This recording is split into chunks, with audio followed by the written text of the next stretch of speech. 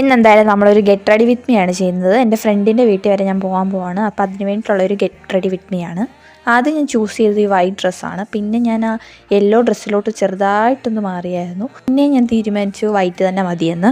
നമ്മളിവിടെ ഒരുപാട് makeup products ഒന്നും യൂസ് ചെയ്യുന്നില്ല. അപ്പോൾ ഞാനിവിടെ യൂസ് ചെയ്യുന്നത് ഒരു മോയ്സ്ചറൈസറും ഒരു സൺസ്ക്രീനും ആണ്. ആദ്യം നമ്മൾ മോയ്സ്ചറൈസർ ഇട്ട് കൊടുത്തു, അതിനുശേഷം നമ്മൾ സൺസ്ക്രീൻ അപ്ലൈ ചെയ്തു. പിന്നെ നമ്മൾ ചെറുതായിട്ട് കുറച്ച് പൗഡർ ഇട്ട് കൊടുക്കുന്നുണ്ട്. ഞാൻ എപ്പോഴും പൗഡർ യൂസ് ചെയ്യാറുണ്ട്. പിന്നെ ലിപ്സ്റ്റിക്കാണ് ഇട്ട് കൊടുക്കുന്നത്. ലിപ്സ്റ്റിക് ഇല്ലാതെ നമുക്ക് എന്തായാലും ഒരു പരിപാടിയും നടക്കത്തില്ല. ഞാൻ 2 ലിപ്സ്റ്റിക്ക് ഇവിടെ യൂസ് ചെയ്യുന്നുണ്ട്. ഒരു ലിപ്സ്റ്റിക്കിൻ്റെ മേളിൽ ഞാൻ എപ്പോഴും യൂസ് ചെയ്യാറുള്ള വേറൊരു ലിപ്സ്റ്റിക് ഉണ്ട്, അതും കൂടെ ഞാനിവിടെ ഇട്ട് കൊടുക്കുന്നുണ്ട്.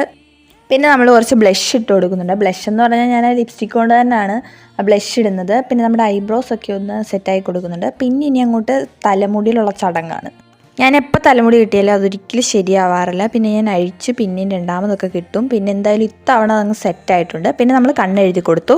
പിന്നെ നമ്മൾ ഈ ഷൂ ആണ് യൂസ് ചെയ്യുന്നത്. പിന്നെ വാച്ച് ഇട്ട് കൊടുത്തു. നോക്കൂ ഗൈസ്, എന്ത് പ്രൊഫഷണലായിട്ടാണ് നമ്മളിത് കണ്ണെഴുതിയേക്കുന്നത് നോക്കൂ. അപ്പോൾ നമ്മുടെ മൊത്തത്തിലുള്ള ഔട്ട്ഫിറ്റ് ഇതാണ്. പിന്നെ ചെറുതായിട്ട് നമ്മളൊരു ഫിറ്റൊക്കെ ചെയ്തു.